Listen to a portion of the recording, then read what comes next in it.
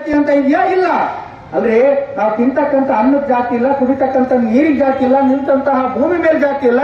ಅಷ್ಟೇ ಅಲ್ರಿ, ನಾವು ಬೇರೆ ಕಡೆಗೆ ಎಲ್ಲಾ ಕಡೆಗೂ ಇಡೀ ಪ್ರಪಂಚಕ್ಕೆ ಬೆಳಕು ಕೊಡ್ತಾರಲ್ಲ ಸೂರ್ಯ ಚಂದ್ರ, ಆ ಜಾತಿಗೆ ಬೇರೆ ತರ ಬೆಳಕು, ಈ ಜಾತಿ ಬೇರೆ ತರ ಕತ್ತು, ಈ ತರ ಏನಾದ್ರು ಕೊಡ್ತಾ ಇದಾರೇನು? ಎಲ್ರಿಗೂ ಸರಿ ಸಮಾನವಾಗಿ ಬೆಳಕು ಕೊಡ್ತಾ ಇದಾರಲ್ವಾ? ಎಲ್ರಿಗೂ ಇಲ್ದೇ ಇರೋ ಜಾತಿ ಇವ್ರು ಇದೆಯಂತೆ ಅಂತ ನಮ್ಮ ಹಿರಿಯರು ಯಾಕೆ ಮಾಡಿದಾರಲ್ಲ, ಇಂಥ ಹೊಲಕ್ಕೆ ಇಂಥ ಬಲ ಅಂತ ನಮ್ಮ ಹಿರಿಯರು ಮಾಡಿದ್ದಾರೆ.